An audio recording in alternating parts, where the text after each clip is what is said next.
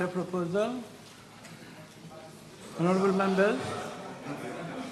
There being no counter-proposal, I declare the Honourable Third Member for Constituency Number 12, Neighbourhood and Plaine-Maillon, Mr. Dulot, to be elected as Deputy Chairperson of Committees of the Assembly, and I offer him my sincere congratulations.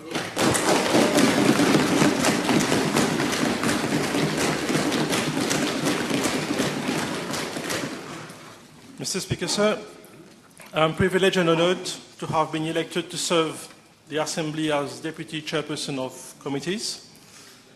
I assure this august Assembly that I will, at all times, faithfully discharge the responsibilities bestowed upon me to the best of my abilities. I avail myself this opportunity to thank the Prime Minister and Leader of the House for the trust he has placed in me. Thank you for your attention.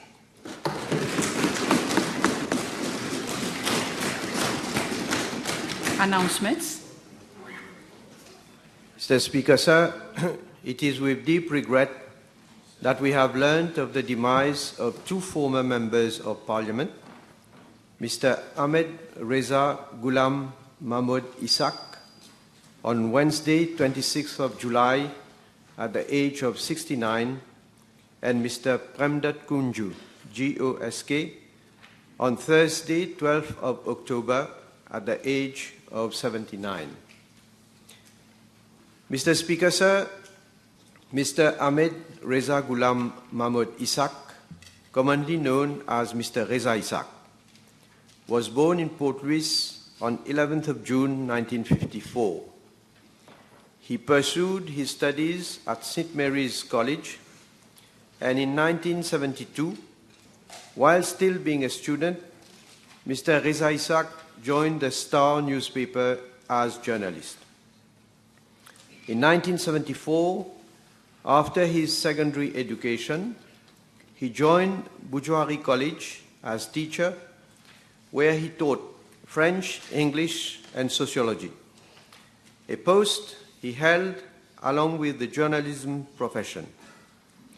In 1984, he became the chief editor of the Star newspaper and was thereafter promoted to the post of director. Mr. Speaker, sir, regarding his political career, in 2000, Mr. Reza Ishaq stood as candidate for the general election in constituency number 2, Port Louis South and Port Louis Central, under the banner of the l'Alliance Parti Travailliste PMXD, but was not returned. In 2001, Mr. Reza Ishaq ran for the municipal council elections under the banner of Alliance Parti Travailliste PMSD MR, and was returned to serve the City Council of Port Louis as municipal councillor. In 2005, he contested the general election in constituency number 2, Port Louis South and Port Louis Central, under the banner of l'Alliance Sociale, and was returned as second member. In the same year, he also ran for the municipal council elections and was returned. On 7th of October 2005, Mr. Reza Ishaq became Lord Mayor, a position he held until 23rd November 2007. He continued to serve as councillor till 23rd October 2008. In the same year, Mr. Reza Ishaq was appointed Parliamentary Private Secretary. In 2010, Mr. Reza Ishaq ran for the general election for last time under the banner of the l'Alliance Parti Travailliste PMSD MSM in constituency number 19 Stanley and Rosil, but was not returned. However, he secured a seat under the best loser system to serve the National Assembly. On 18th August 2011, Mr. Reza Ishaq was appointed Parliamentary Private Secretary, post from which he resigned in June 2013. In May 2014, Mr. Reza Ishaq was again appointed Parliamentary Private Secretary. Mr. Speaker, sir, Mr. Reza Isaac also founded the Star Secretarial School and the African Institute for Professional Training in QPIP. Mr. Speaker, sir, may I request you to kindly direct the acting clerk to convey the deep condolences of the Assembly to the spouse and the children of Mr. Reza Isaac and to the close members of his family. Mr. Speaker, one thing I'd like to clear first. Is this now optional? Or are we still meant to use it? Read the obituary. No, I'm just asking first. Read the obituary first. What about this? Read the obituary. Okay. Mr. Speaker, Respect.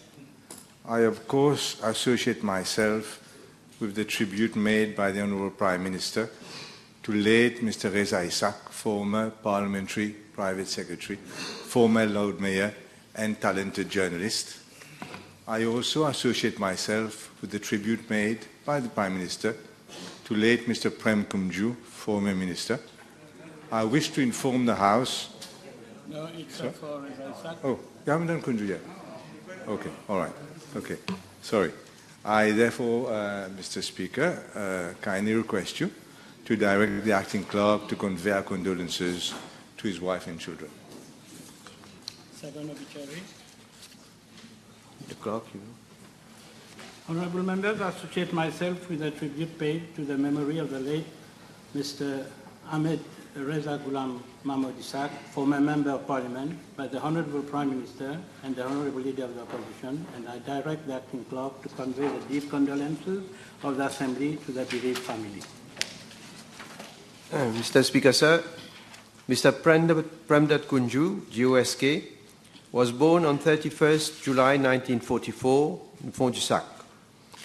Mr. Kunju pursued his secondary education at the Northern College in Plaine des Papayes.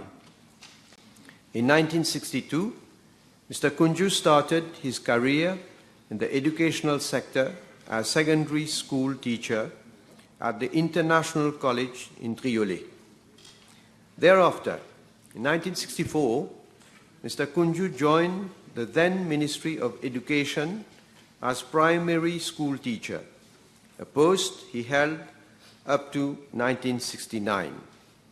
He then proceeded to India for his tertiary studies at the Delhi University. In 1972, he graduated with a BA Honours degree in economics, following which he undertook a postgraduate course, and in 1974, he was awarded a Master of Arts in Economics. In January 1976, Mr. Kunju joined St. Mary's College as teacher in economics, a post he held till June 1976, when he joined the public service as administrative officer at the Ministry of External Affairs and Tourism. In 1977, he resumed his teaching profession and became the head of department in economics. He taught economics at New Eton College in Rosehill from 1977 to 1982, and at Imperial College in QPIP from 1986 to 1991. Mr. Speaker, sir, regarding his political career, in 1976, Mr. Kunju contested the general election in constituency number 5, Pamplemousses and Triolet, under the banner of the Mouvement Militant Mauricien, but was not returned. In 1982, he ran for the general election in constituency number 5, Pamplemousses and Triolet, under the banner of l'Alliance MMM-PSM, and was returned as second member. He was appointed Minister of Local Government. In 1983, Mr. Kunju ran for the general election for the same constituency under the banner of the Mouvement Militant Mauricien, but was not returned. In 1987, he contested the general election in constituency number 14, Savane and Black River, under the banner of l'Union MTD FTS, but was not returned. Mr. Speaker, sir, in 1991, Mr. Kunju contested the general election in constituency number 5, Pamplemousses and Triolet, under the banner of l'Alliance MSM-MMM, and was returned as third member. He was subsequently appointed Parliamentary Private Secretary, and in 1993, Mr. Kunju was appointed Minister of Local Government. In 1995, he contested the general election in his usual constituency under the banner of Alliance MSM-RMM, but was not returned. In 2000, Mr. Kunju contested the general election in constituency number 9, Flac and Bonaccueil, under the banner of l'Alliance MSM-MMM. He was returned as third member and was appointed Minister of Cooperatives. In 2002, Mr. Kunju was entrusted the responsibility of Minister of Cooperatives and Handicraft. Thereafter, Minister of Commerce and Cooperatives. And in 2005, Minister of Small Enterprises, Cooperatives, Handicraft, and the Informal Sector. In 2005, Mr. Kunju ran for the general election in constituency number 9, Flac and Bonaccueil, under the banner of Alliance MSM-MMM, but was not returned. In 2014, Mr. Kunju contested the general election in constituency number 11, Vieux-Grand-Pont and Rosebel, under the banner of l'Alliance Les Peuples, and was returned as third member. He was appointed Minister of Ocean Economy, Marine Resources, Fisheries, Shipping, and Outer Islands. In January 2017, following reconstitution of the Cabinet, Mr. Kunju was appointed Minister of Ocean Economy, Marine Resources, Fisheries, and Shipping, a post he held till November 2019. Mr. Speaker, sir, in 2022, Mr. Kunju was conferred the title of Grand Officer of the Order of the Star and Key of the Indian Ocean for his significant contribution in the political field. Mr. Speaker, sir, with the demise of Mr. Kunju, affectionately known as by Prem, my party and the country has lost one of its prominent political figures and a loyal and dedicated servant. Mr. Speaker, sir, may I request you to kindly direct the acting clerk to convey the deep condolences of the Assembly to the spouse and the children of Mr. Premdat Kunju, GOSK, and to the close members of the family. Mr. Speaker, may I associate myself with the tribute made by the Honourable Prime Minister to late Mr. Prem Kunju, former Minister and prominent and well-appreciated politician. May I also request you to direct the acting clerk to convey our condolences to his family. In particular, our thoughts are with Honourable Minister Kalpana Kunju, who is our fellow parliamentarian. I wish to inform the House, Mr. Speaker, that the opposition will be removing all parliamentary questions addressed to the Honourable Minister today in view of her bereavement. Thank you. Honourable members, I associate myself with the tribute paid to the memory of late Mr. Premdat Kunju, GOSK, former Member of Parliament, by the Honourable Prime Minister and the Honourable Leader of the Opposition, and I direct the acting clerk to convey the deep condolences of the Assembly to their bereaved family. Papers have been laid. Questions? Come back to this issue of the mask. Is that now an optional for us to wear masks? You don't mind if I reply later? Okay. Thank you. Mr. Speaker, my questions are addressed to the Honourable Prime Minister. Whether in regard to the construction works at North Island, Agalega, and in view of the forthcoming inauguration of the facilities in December, he will state, firstly, the estimated annual cost of maintenance, operation, and functioning of these facilities. 2, staff requirement in terms of Mauritian citizens and expatriates, and 3, dates on which the commercial flights are expected to start. Monsieur le Président, tout d'abord, laissez-moi remercier le chef de l'opposition pour la private notice question qu'il m'a adressée ce matin, étant donné que je demeure toujours le député de la circonscription numéro 8, quartier militaire Imoca, démocratiquement.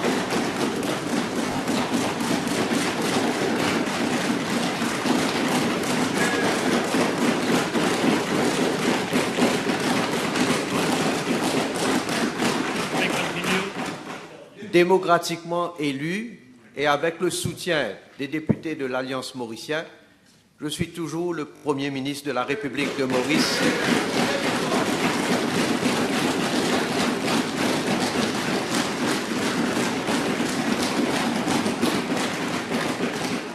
N'en déplaise à certains. Hier, Monsieur le Président, la vérité a triomphé le mensonge. La démocratie est sortie renforcée avec le jugement du Conseil privé du roi.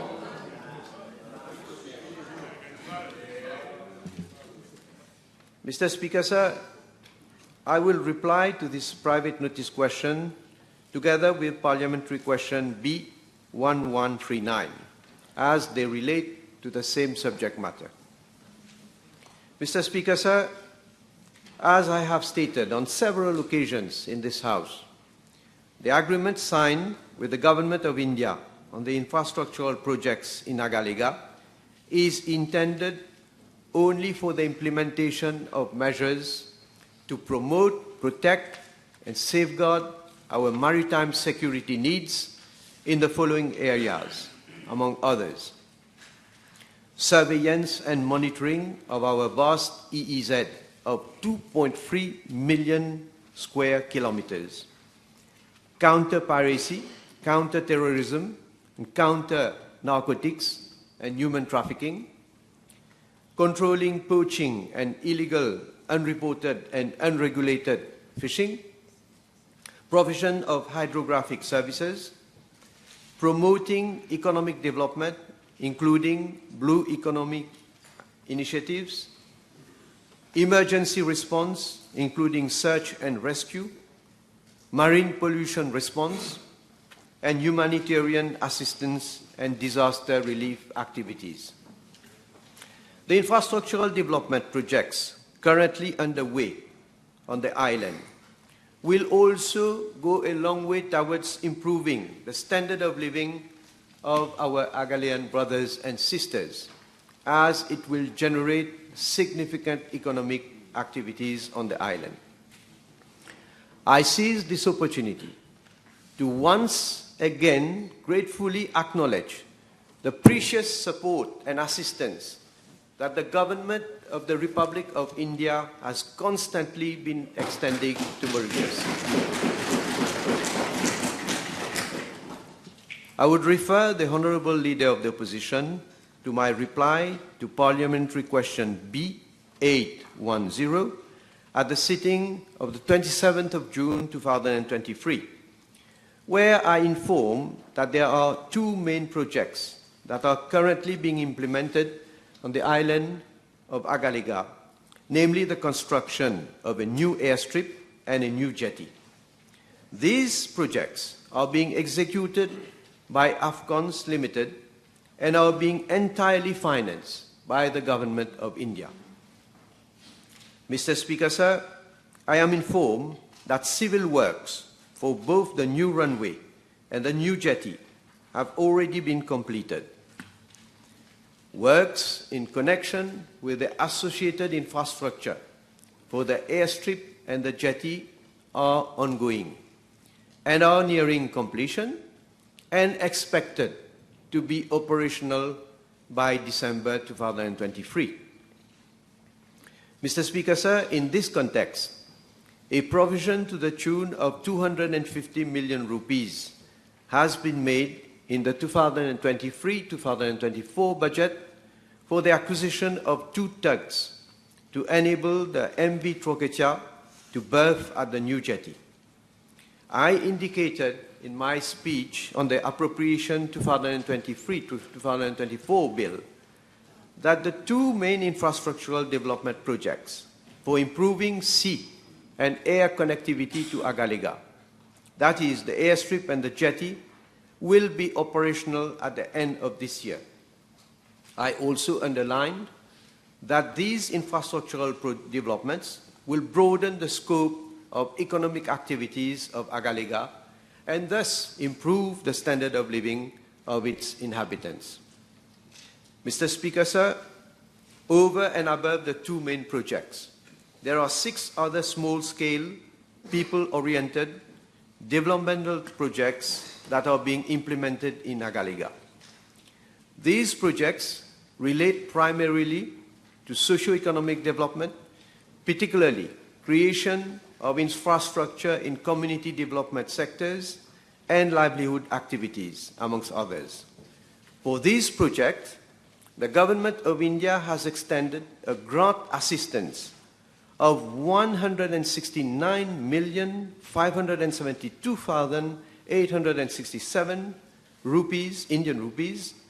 The 6 projects are a library with computers and IT infrastructure on the North Island, a larger shop for sale of items on the North Island, 2 kiosks at both alighting points on North and South Island, an office cum administrative quarters on the South Island, a fish landing station on the North Island, and a community cum multi-purpose hall at North Island.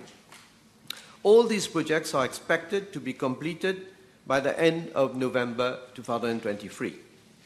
Mr. Speaker, sir, I am further informed that there are 2 other projects being implemented by the Outer Islands Development Corporation, namely the construction of a shed to shelter vehicles purchased by the corporation and the acquisition of a barge for the transportation of cargo and passengers between the North Island and the South Island of Agaliga.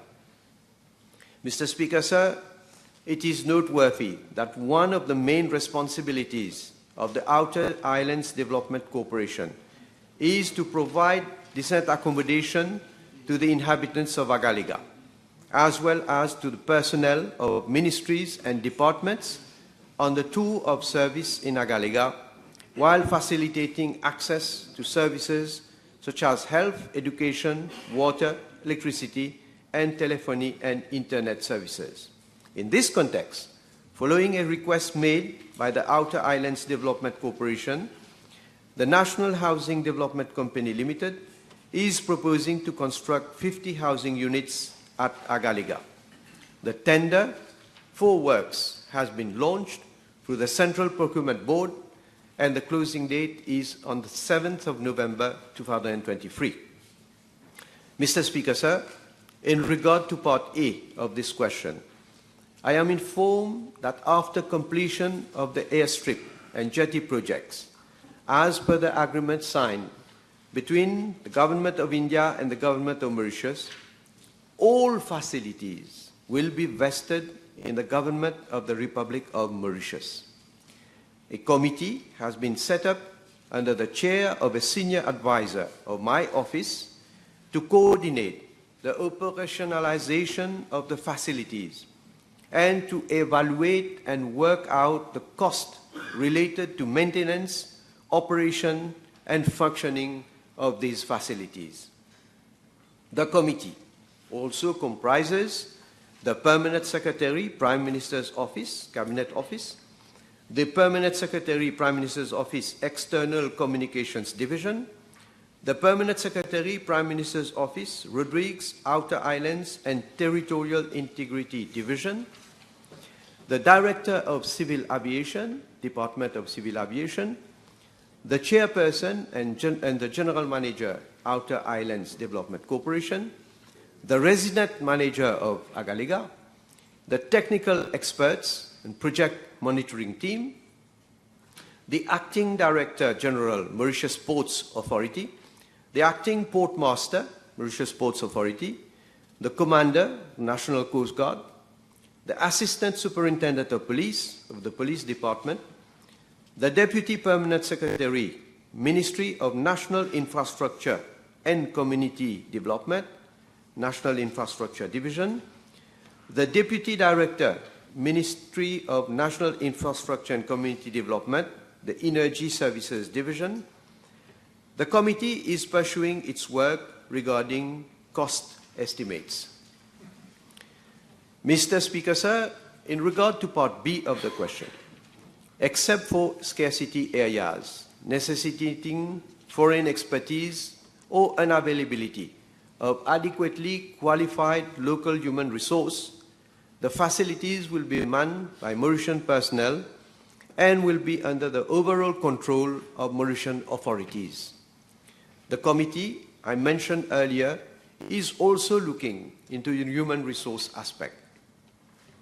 Moreover, some inhabitants of Agalega who have been provided basic training will be further upskilled and their services will be enlisted as and when required in the operation of the facilities. Mr. Speaker, sir, in regard to Part C of the question, I am informed that a trial landing exercise was carried out on 1st of March 2023 by the Dornier aircraft. The Commissioner of Police reported that the landing exercise was successful. Moreover, the Department of Civil Aviation carried out a survey of the new runway and its associated facilities on 27th of June 2023. Following the survey, the Department of Civil Aviation made certain recommendations with regard to operations of commercial flights, which are being looked into by the above-mentioned committee. These inter alia include qualified personnel, aerodrome emergency plan, licensing, and other regulatory requirements of the Republic of Mauritius. Mr. Speaker, sir, I am informed that once all the requirements have been met, the Director of Civil Aviation will promulgate the runway in accordance with the International Civil Aviation Organization standards. It is only then that commercial flights will be, in fact, can be scheduled. Mr. Speaker, sir, the development of all our outer islands forms part of my vision to propel the whole of our territory towards sustained, meaningful, and inclusive socio-economic advancement. Thank you. Mr. Speaker, sir, gouverner c'est prévoir. And the facilities in Agalega will be fully completed and presumably operational in several weeks' time. I'd like to ask the Honourable Prime Minister whether this investment of about 14 billion rupees totally financed by the Republic of India, whether this facility will be, the cost will be borne by the Mauritius taxpayer, or is it by the Indian taxpayer? In particular, it can easily be calculated that the running cost of this facility will be in excess of 1 billion rupees per annum.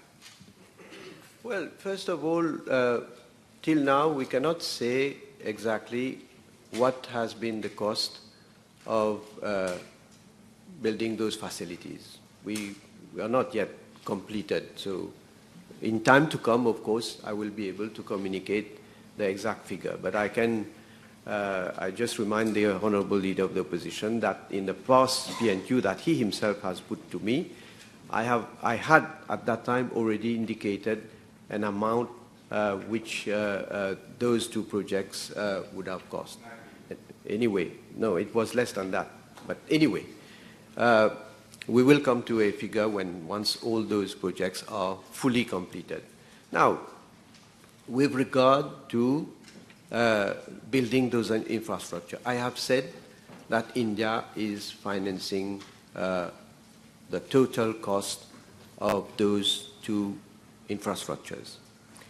With regard to manning and operationalizing these infrastructures, I have said that there is a committee that is already working on the human resources requirements in order to be able to have the operation of both the airstrip and the jetty.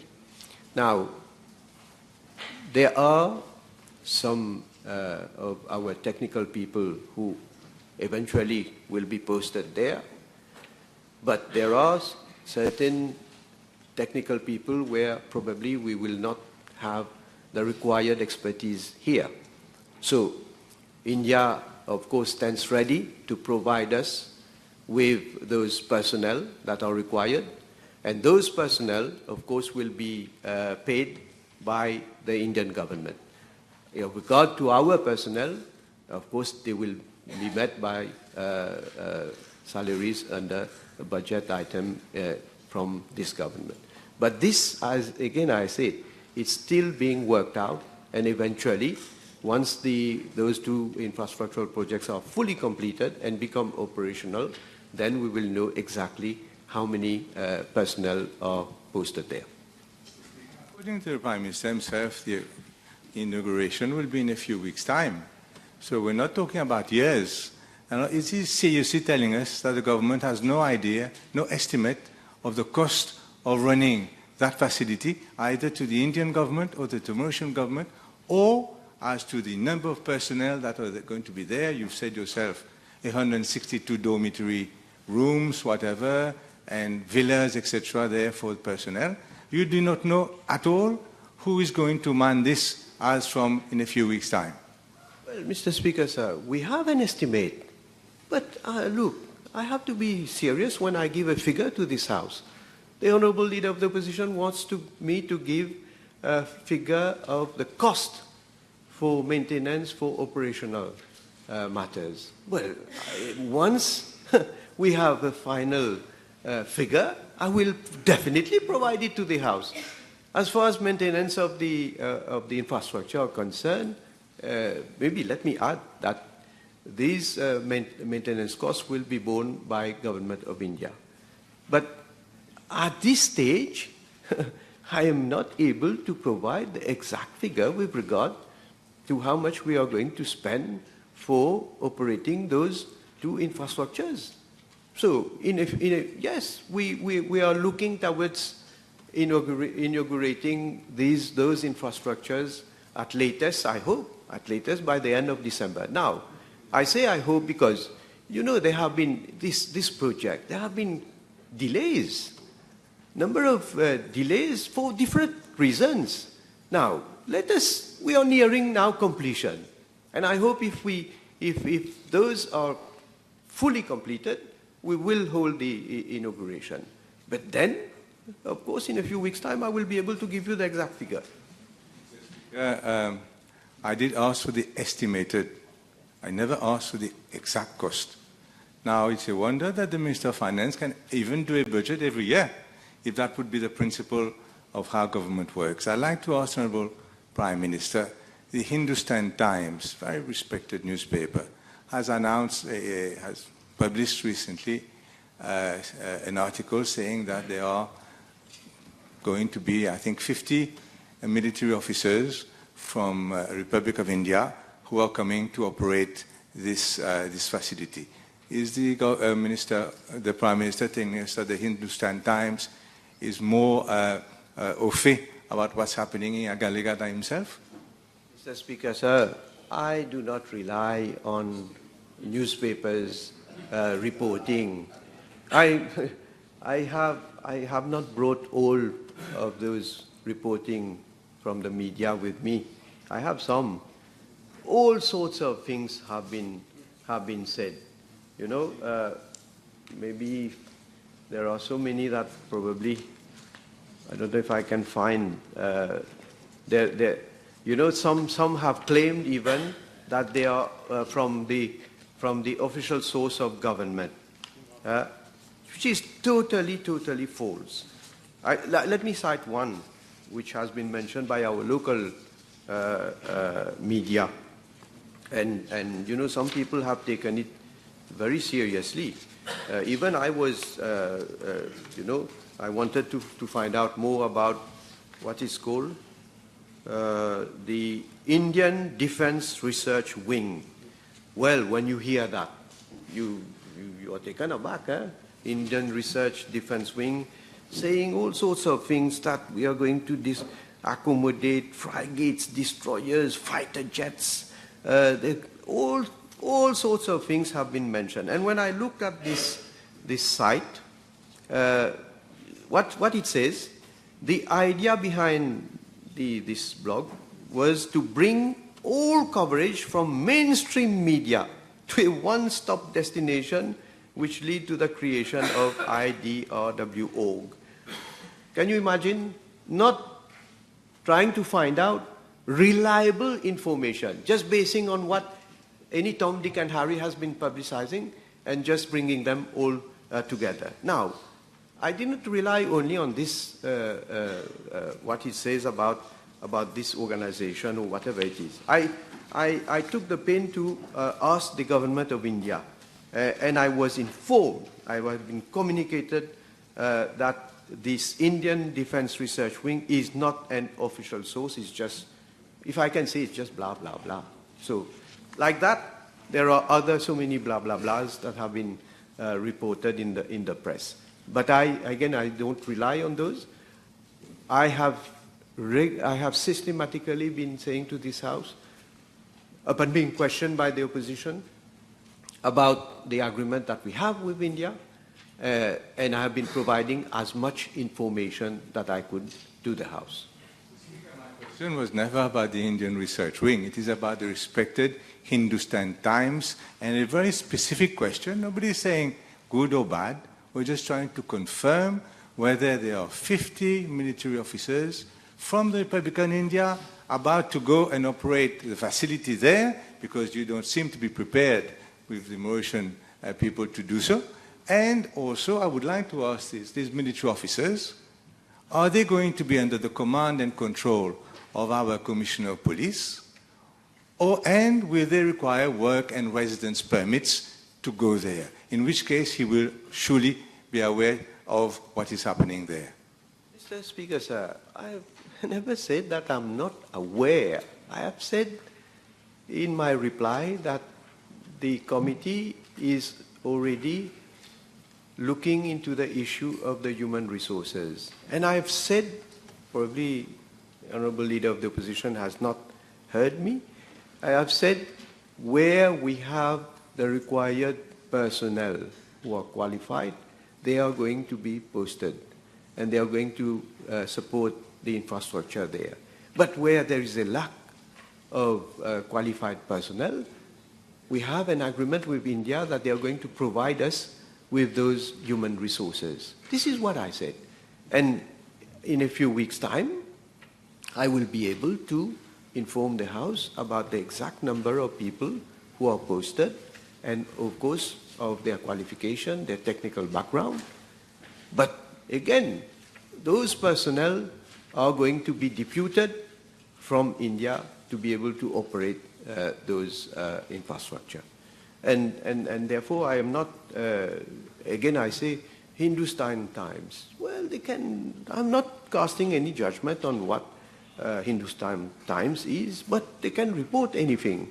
Doesn't mean to say that what they report is exact or is correct.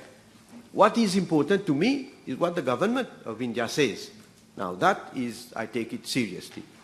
But I don't rely on so many of the articles which have been published so often in order to try, in fact they are trying to do what? They are trying to discredit the relationship that we have between Mauritius and government of India. In fact, we should be thankful to government of India for all the support, all the help that they are giving to us.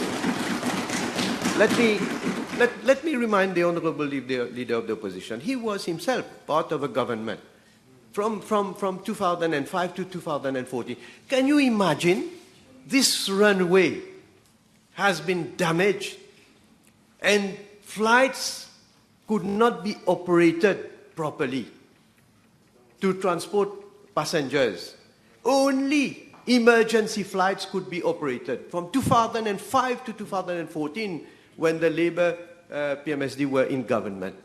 Only emergency flights, and that also with the risk that something could have happened. Fortunately, I'm happy that so far nothing has happened, no accident.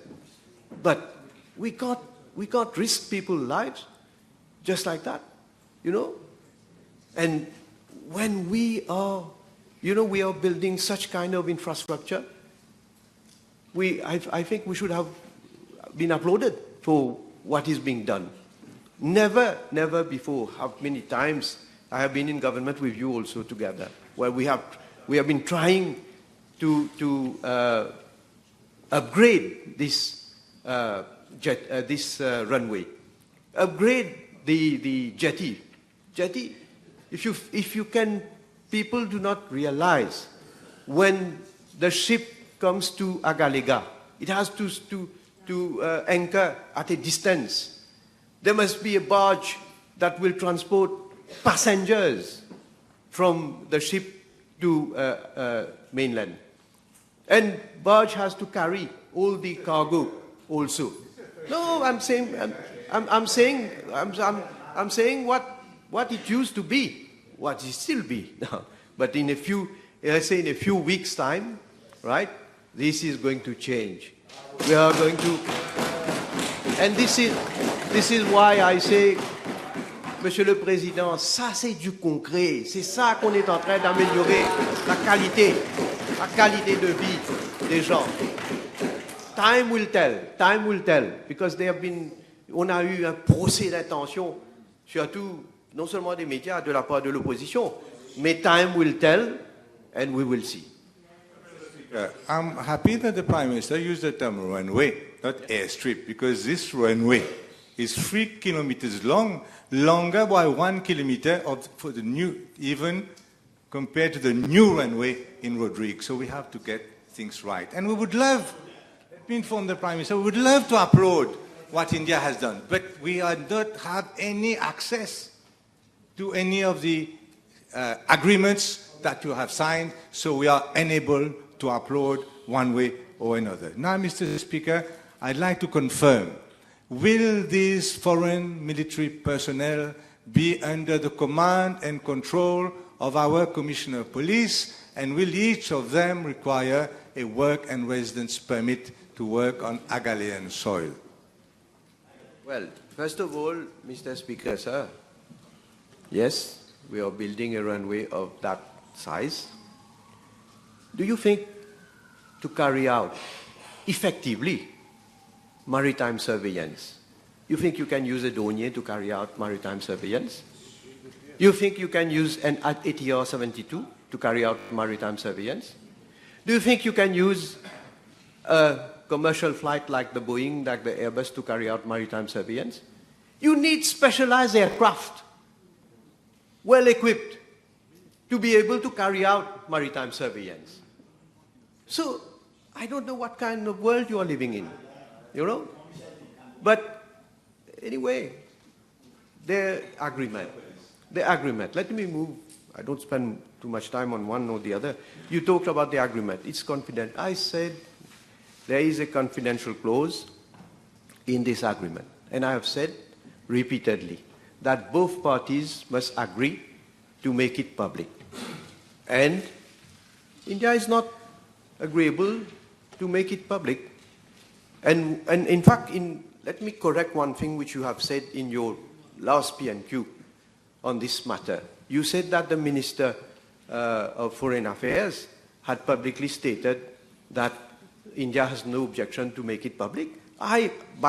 Afterwards, I have inquired. This is not correct. This is not true. India, Minister Jai Shankar has told me that they are not agreeable to make it public. So it's good that I'm able to correct this. Now, you're talking about under whose responsibility or who is going to have control. I have said in my reply that the Mauritian authorities will have the responsibility of both the airstrip and the jetty. I can't be more clear than that. Trying to ask the Prime Minister a simple question, whether they will, these foreign military officers to operate these military aircraft, okay. whether they will be under command and control of our Commissioner of Police. What is difficult to answer that question? Is it confidential? I'm not replied. I want to know whether you will be giving them work and residence permits. I'm not asking something which is impossible for you to answer, surely. Mr. Speaker, sir, if this opposition does not understand the meaning of Mauritian authorities, I believe that the people at large will understand what I mean by Mauritian authorities. Time over.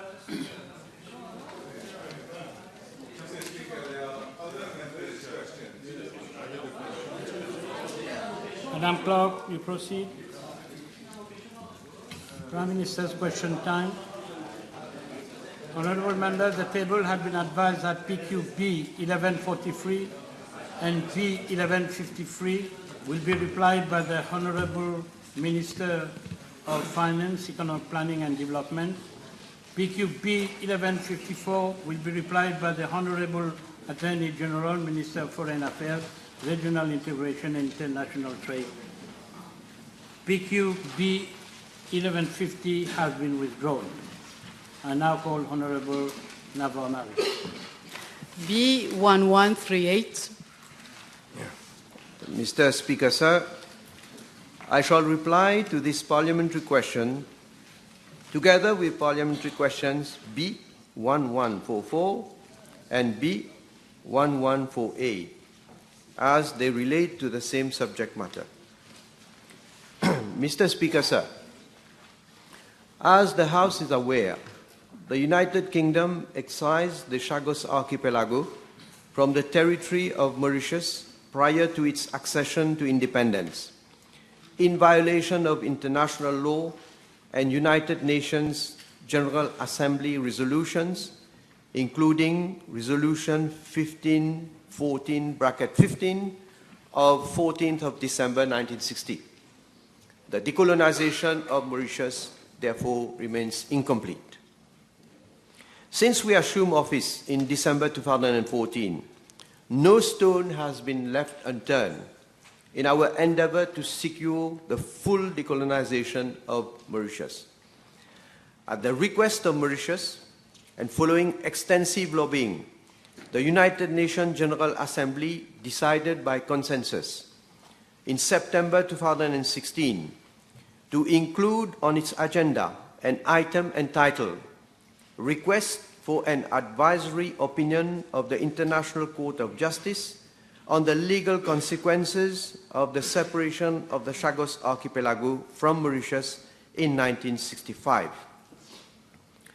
Subsequently, on 22nd of June 2017, the General Assembly adopted by 94 votes to 15 Resolution 71/292 to request an advisory opinion from the International Court of Justice on two very specific questions, namely, one, was the process of decolonization of Mauritius lawfully completed when Mauritius was granted independence in 1968, following the separation of the Chagos Archipelago from Mauritius, and having regard to international law, including obligations reflected in General Assembly resolutions 1514-15 of 14th of December 1960, 2066-20 of 16th of December 1965,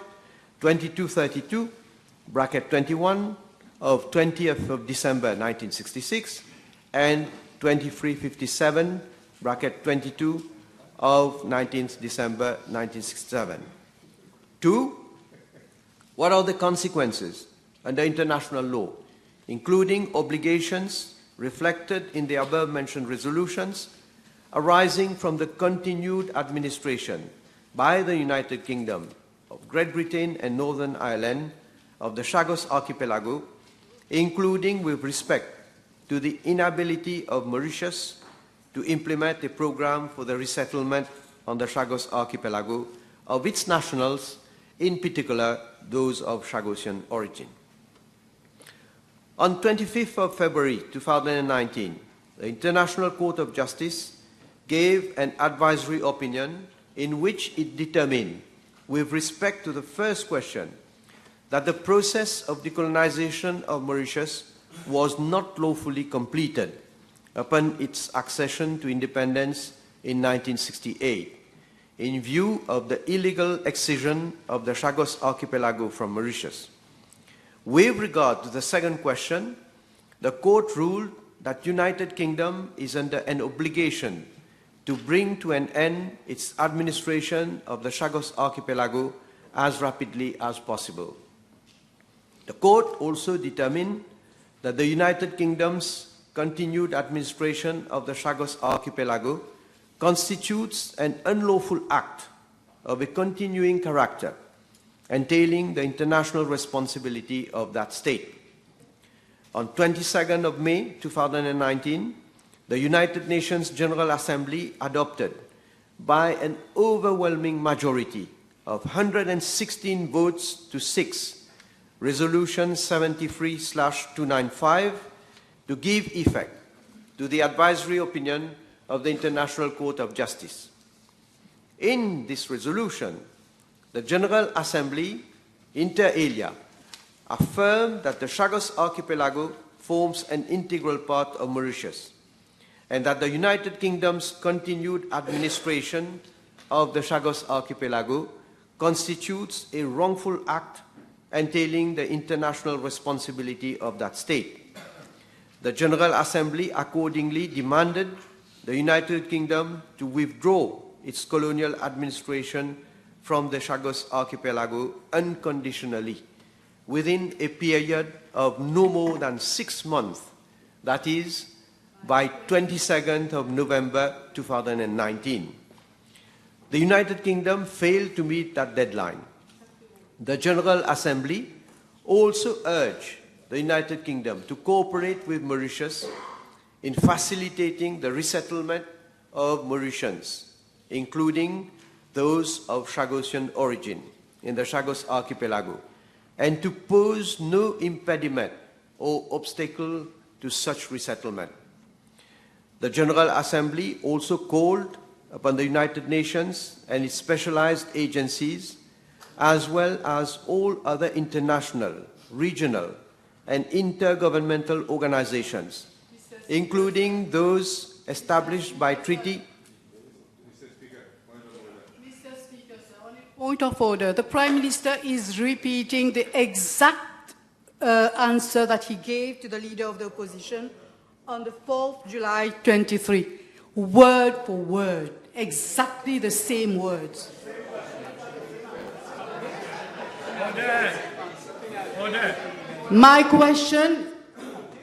question is a straightforward question requiring a direct answer. Are you prepared to listen to me? Where is your point of order? The Prime Minister is wasting, is abusing the time of the House. It's not a point of order. Yes, You may continue, Honorable Prime Minister. 4 years they have wasted our time with their petition. Hein? Not toupé. Culot. Combien de temps? Tu peux moins. At least you agree. Mr. Speaker, sir, I have, when the honorable member saying I'm quoting word for word, when the ICJ says something, I have to quote word for word. I cannot put it in my own words. I hope she understands that.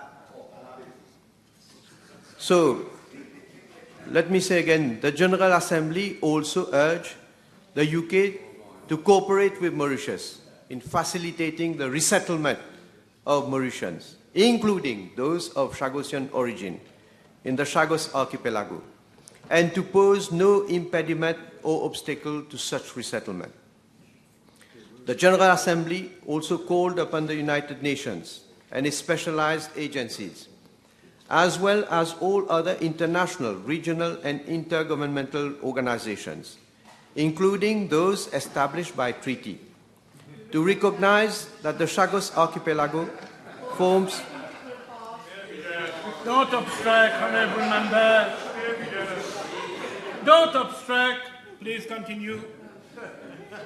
Well, it seems that she's answering, so let's listen to her. Écoute-toi. Réponds. Inutile de continuer, je vais poser mes questions supplémentaires. Well, I've not finished. Arrête de griller moustache. Te déconseille à tête, mais griller. Bouffon. Order. Can you please withdraw that word? Can you please withdraw that word? Order. Order on both sides. Order. Order on both sides of the House.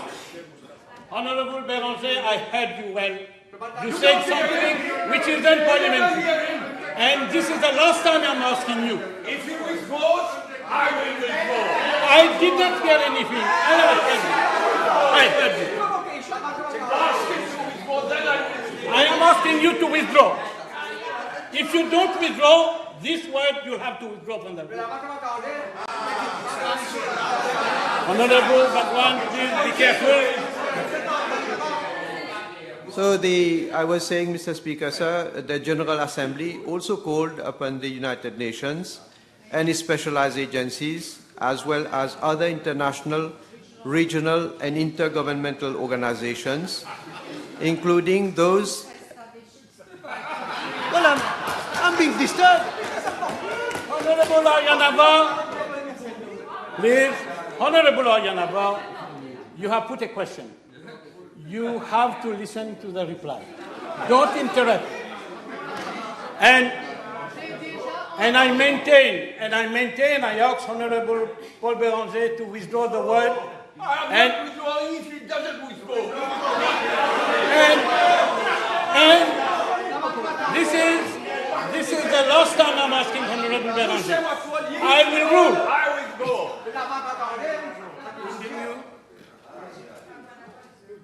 Well, but if I'm going to be interrupted by the honourable member, I think I can't And continue. any member who is being interrupting will have to withdraw from the chamber. Hello. So, recognize the... Well, I'm answering. Honorable So, forms an integral part. Ayanava, can you please withdraw from the chamber?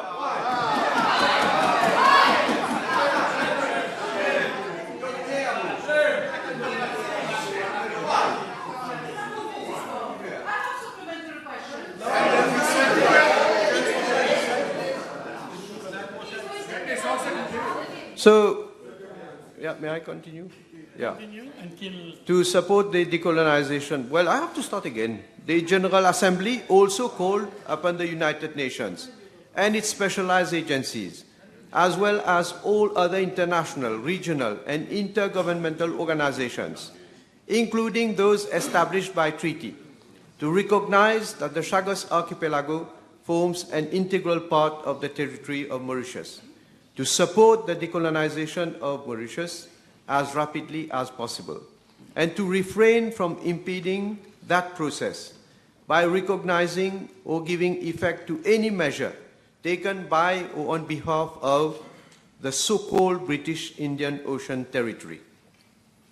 Pursuant to General Assembly Resolution 73/295, the United Nations amended its official map in February 2020 to clearly depict the Chagos Archipelago as part of the territory of Mauritius. For its part, Mauritius undertook actions at the level of the Universal Postal Union, the Indian Ocean Tuna Commission, and the North Indian Ocean Hydrographic Commission to challenge the membership of the United Kingdom in these organizations as the purported representative of the Chagos Archipelago. Mauritius also brought a case before the International Tribunal for the Law of the Sea to seek the delimitation of the maritime boundary between Mauritius and Maldives in the region of the Chagos Archipelago. And in its judgment of 28 January 2021, on the preliminary objections raised by Maldives, the Special Chamber of the International Tribunal for the Law of the Sea fully endorsed the authoritative determinations made by the International Court of Justice in its advisory opinion of 25th February 2019, and held that Mauritius has undisputed sovereignty rights over the Chagos Archipelago. It also ruled that the United Kingdom's continued claim to sovereignty over the Chagos Archipelago is contrary to the determinations made by the International Court of Justice, that the detachment of the Chagos Archipelago from Mauritius was unlawful, and that the United Kingdom's continued administration of the Chagos Archipelago constitutes an unlawful act of a continuing character.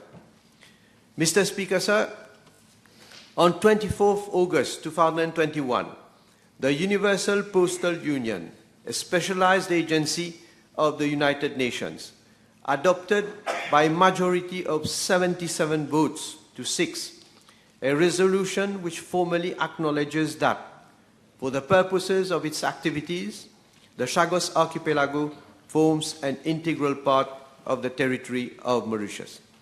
The resolution also instructs the International Bureau of the Universal Postal Union to cease the registration, distribution, and forwarding of any and all postage stamps issued by the so-called British Indian Ocean Territory.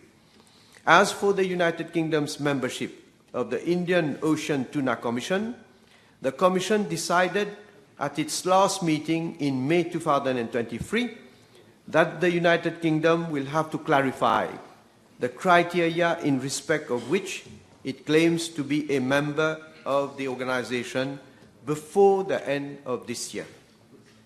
It is crystal clear that under international law, the Chagos Archipelago forms an integral part of the territory of Mauritius. Mr. Speaker, sir, during the meeting which I had with the Right Honourable Elizabeth Truss, in her capacity as the UK Secretary of State for Foreign, Commonwealth and Development Affairs in November 2021 in Glasgow, in the margins of the 26th session of the United Nations Climate Change Conference, I lengthily discussed with her the issue of Chagos Archipelago. She undertook to look into the matter and the way forward. Subsequently, when the Right Honourable Elizabeth Truss became Prime Minister of the United Kingdom, I met her on 21st September 2022 in New York in the margins of the United Nations General Assembly. During that meeting, I again discussed with her on how Mauritius and the United Kingdom could engage in discussions for the completion of the decolonization process of Mauritius. After further discussions, and following the agreement of the United Kingdom that any agreement should be based on international law, Mauritius and the United Kingdom decided to start negotiations on the exercise of sovereignty over the Chagos Archipelago, as I had announced to the House on 3rd of November 2022. Through negotiations, taking into account relevant legal pronouncements, it is the intention of Mauritius and the United Kingdom to secure an agreement on the basis of international law to resolve all outstanding issues, including those relating to the former inhabitants of the Chagos Archipelago. Mauritius and the United Kingdom have reiterated that any agreement between the two countries will ensure the continued effective operation of the joint UK-US military base in Diego Garcia. The negotiations are between Mauritius and the United Kingdom, and not between Mauritius and the United States. Since Mauritius and the United Kingdom recognize the United States and India's interests, they have agreed to keep them informed of progress in the negotiations. In this regard, when I met Honorable Narendra Modi, Prime Minister of India, in New Delhi, in the margins of the last G20 summit, I briefed him on the status of the ongoing negotiations with the United Kingdom. This issue was also raised during the meeting which I had with Honorable Richard Verma, U.S. Deputy Secretary of State for Management and Resources, last month in New York in the margins of the United Nations General Assembly.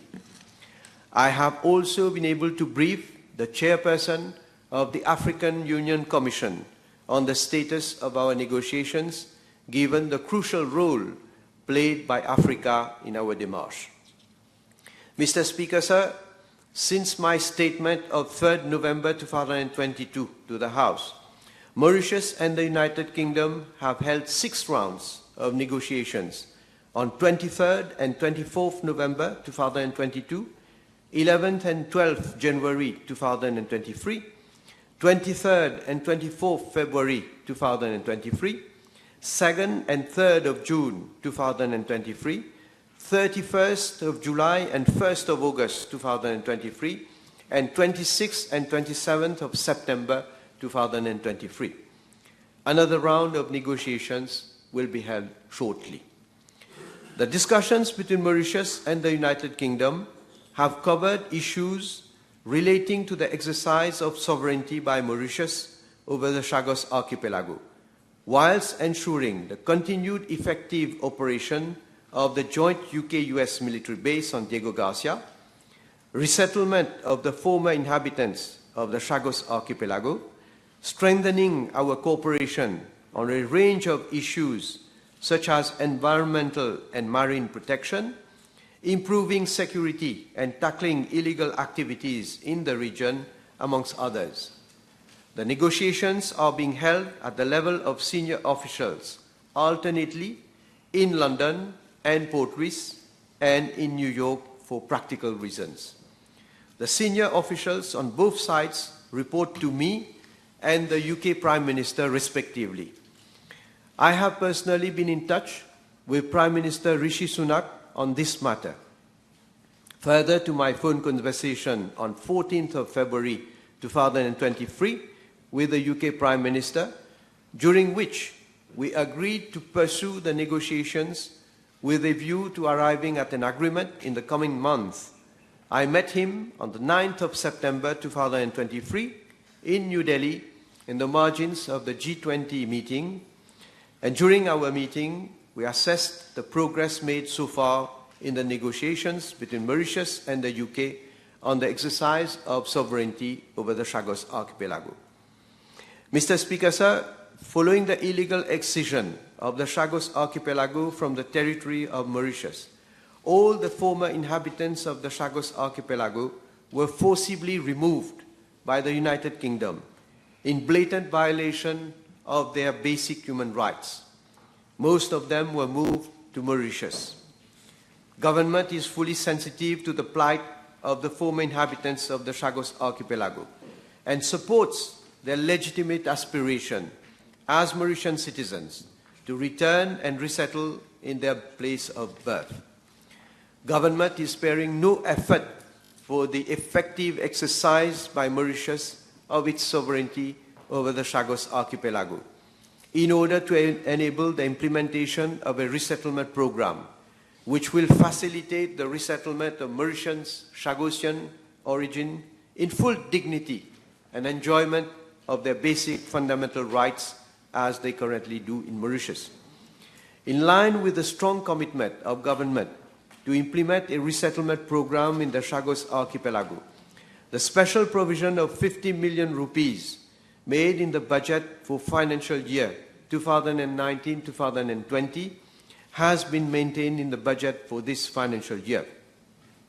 This special provision is, inter alia, intended to meet expenses relating to preparations for eventual resettlement in the Chagos Archipelago. However, government is conscious of practical impediments to such resettlement, such as access to the islands of the Chagos Archipelago, lack of basic infrastructure and services. Mr. Speaker, sir, in preparation of an eventual resettlement in the Chagos Archipelago, ministries, departments concerned have already been requested to start the appropriate and necessary background work. Several ministries and departments have highlighted the need for on-site surveys to be carried out in the Chagos Archipelago. Government, therefore, proposes to organize as soon as possible another trip to the Chagos Archipelago so that an assessment mission can be carried out on the requirements for a proper settlement. Mr. Speaker, sir, Government has always seen to it that members of the Chagosian community in Mauritius are actively involved in its efforts to facilitate their return to the Chagos Archipelago. Although the negotiations on the exercise of sovereignty over the Chagos Archipelago are between the governments of Mauritius and the United Kingdom, Government has been having regular consultations with the Chagosians and will continue to hold such consultations. It will ensure that their rights are safeguarded. In view of the injustice suffered by members of the Chagosian community, some countries have expressed a willingness to support their resettlement in the Chagos Archipelago. We expect the United Kingdom to cooperate with Mauritius in implementing a program of resettlement in the Chagos Archipelago. This would allow the United Kingdom to redress the historic wrong which occurred. Mr. Speaker, sir, as I have stated in my reply to the private notice question on 4th of July 2023, I am pursuing the struggle for Mauritius to exercise its sovereignty over its entire territory, including the Chagos Archipelago, with utmost zeal and determination. To borrow the words of late Sir Anirudh Jagannath, who had fearlessly spearheaded this struggle, this is a sacred duty towards the nation. I hope that the negotiations with the United Kingdom will lead to the completion of the decolonization of Mauritius, and that Mauritius will soon be able to implement a resettlement program in the Chagos Archipelago. Let me conclude by recalling the relevant extract from my statement at the United Nations General Assembly this year on this matter. I quote, "It is now 4 years since the International Court of Justice gave its advisory opinion on the legal consequences of the separation of the Chagos Archipelago from Mauritius prior to its independence. The ICJ made it clear that the Chagos Archipelago is an integral part of the territory of Mauritius and invited the colonial power to withdraw its administration from the Chagos Archipelago as rapidly as possible. Ever since, the government of Mauritius made a strong commitment to implement a program of resettlement in the Chagos Archipelago for Mauritian nationals, in particular those of Chagosian origin who have suffered historic injustice by being forcibly removed from their birthplace. We are hopeful that soon they will be able to resettle in the Chagos Archipelago. Indeed, Mauritius and the UK have started negotiations on the exercise of sovereignty over the Chagos Archipelago on the basis of international law. We hope that these talks will lead to the completion of the decolonization process of Mauritius and enable Mauritius implement its resettlement program." Unquote. Thank you. Le Premier ministre vient de faire référence à sa déclaration du 3 novembre de l'année dernière à la Chambre, où il disait ceci, je cite, « Mauritius and the UK have agreed to engage in constructive negotiations with a view to arriving at an agreement by early next year, meaning at the beginning of this year, 2023. We are nearly at the end of 2023, and there is still no agreement. Now he is saying in the coming months. Will the Honourable Prime Minister state whether he has let himself be taken for a ride by the British authorities, or is he taking us, the population, for a ride? Monsieur le Président, regardez l'attitude de cet honorable membre. Everything what we are doing, all that we have been able to achieve so far, Well, I think she's been in previous government. She has not been able to achieve anything in that regard. But you think, Monsieur le Président, vous croyez que sur un sujet aussi compliqué et complexe, vous croyez qu'on peut arriver à un accord dans quelques semaines, quelques mois? Hein? Listen, don't. Listen. Order. Do you have the answer? Order. You already have the answer? Order. Continue with well, they can't listen because they have not been able to achieve anything for the Chagossian and for decolonization. So, Mr. Speaker, sir, what I'm saying is, yes, when I discussed with Elizabeth Trust at that time, we had, I insisted that we should have a timeline. In fact, I insisted that it should not be so far away because we need at least to move constructively on this issue. And I must say that there was a will on both sides. And that is why I stated that we hope that we can come to an agreement early this year. But this honorable member does not know. I can understand she is ignorant of so many things, right? These matters. Shame on you, though. Shame on you. Order. Shame on you. Order. Shame on you for having said that I'm taking this population for a ride. She had the guts. She has the guts to say that I'm taking this population and the country for a ride. Huh? But Honorable member, remember that you are already out of the house. I'm waiting for my ruling. You will wait.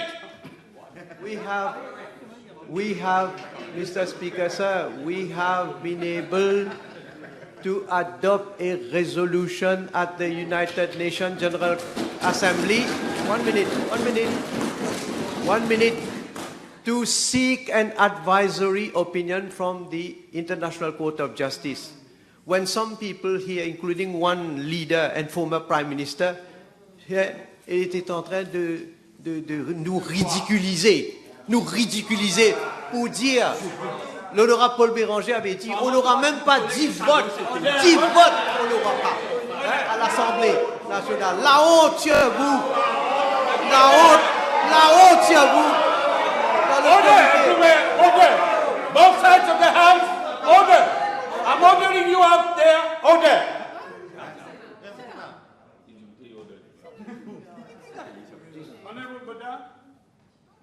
Mr. Speaker, sir, can I ask the Honourable... Mr. Speaker, sir. Honorable Bada, put your question. Can I ask the Honourable Prime Minister...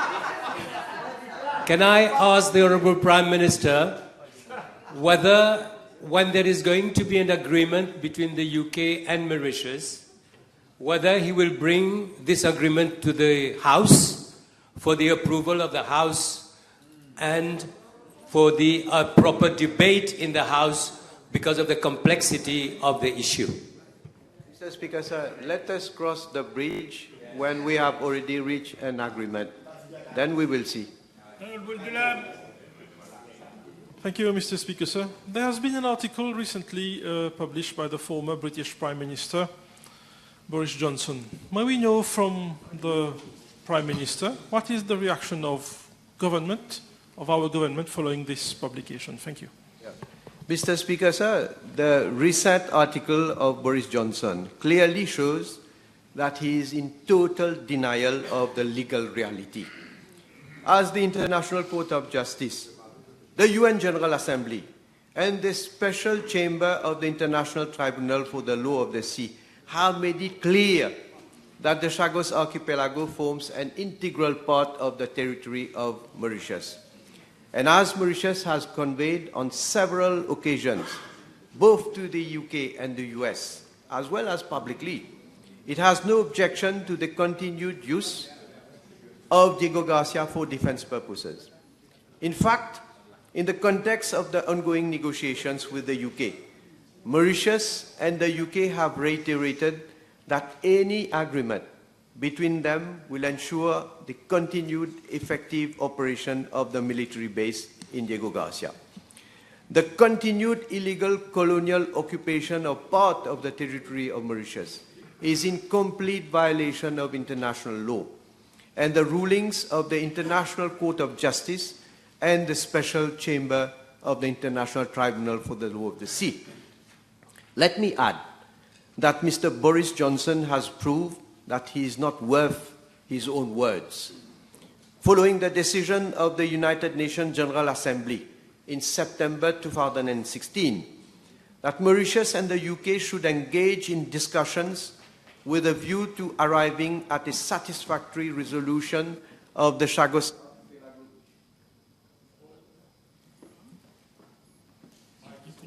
I was cut off. No, I have not finished. I was cut off. So, the former Prime Minister, late Sir Anirudh Jagannath, had a meeting with Mr. Johnson, who was then the UK Secretary of State for Foreign and Commonwealth Affairs in New York, in the margins of the United Nations General Assembly. The former Prime Minister proposed that a meeting of senior officials be held in Mauritius in late October 2016, and insisted that the meeting should be productive and result-oriented, unlike previous meetings which Mauritius had with the UK. In response, Mr. Boris Johnson said, and I quote, "We will make it work this time," unquote. We all know what happened. The UK has continued to maintain its claim that the Chagos Archipelago is its territory, and the UN General Assembly requested in June 2017 an advisory opinion of the International Court of Justice on the legal consequences of the separation of the Chagos Archipelago from Mauritius in 1965. In the advisory opinion which it gave on 25th February 2019, the International Court of Justice authoritatively determined that the process of decolonization of Mauritius was not lawfully completed upon its accession to independence in 1968 in view of the illegal excision of the Chagos Archipelago from the territory of Mauritius. The court also determined that the United Kingdom is under an obligation to bring and end its administration of the Chagos Archipelago as rapidly as possible. Subsequently, I have had meetings with Mr. Boris Johnson when he was Prime Minister of the United Kingdom to discuss the completion of the decolonization of Mauritius. And I must say, contrary to the Right Honourable Elizabeth Truss, whom I met both when she was the UK Secretary of State for Foreign, Commonwealth and Development Affairs and when she became Prime Minister, Mr. Johnson had shown no willingness at all in finding a way forward for the completion of our decolonization process. Let me also mention that Mr. Johnson had given to me an appointment for a meeting in the margins of the Commonwealth Heads of Government meeting held in Kigali, Rwanda, in June 2022. However, when I met him, he adopted a totally cavalier attitude and even said that the Chagos is far away from Mauritius. Now, following the publication of the article of Mr. Johnson, the UK government issued a short public comment which reads as follows, and I quote, "The United Kingdom and Mauritius have held 5 rounds of constructive negotiations on the exercise of sovereignty over the Chagos Archipelago, and officials will meet again soon to continue negotiations. The UK and Mauritius have reiterated that any agreement between our two countries will ensure the continued effective operation of the joint UK-US military base on Diego Garcia, which plays a vital role in regional and global security," unquote. Thank you, Mr. Speaker, sir. Can the Honourable Prime Minister explain why a representative of the Chagosian community does not form part of the negotiating team with the United Kingdom? Well, I have explained, Mr. Speaker, sir, the negotiations are being held between the two governments, that is the government of Mauritius and the government of the United Kingdom. And I have always made it a point that even prior to our entering into negotiation, to keep the representative of the Chagossian here regularly informed about any developments that have been having prior to negotiations. And of course, during the negotiations, I have regular consultations with the representatives of the Chagossians here. And this will, of course, continue until the time when I hope we can come to a conclusion with regard to this negotiation.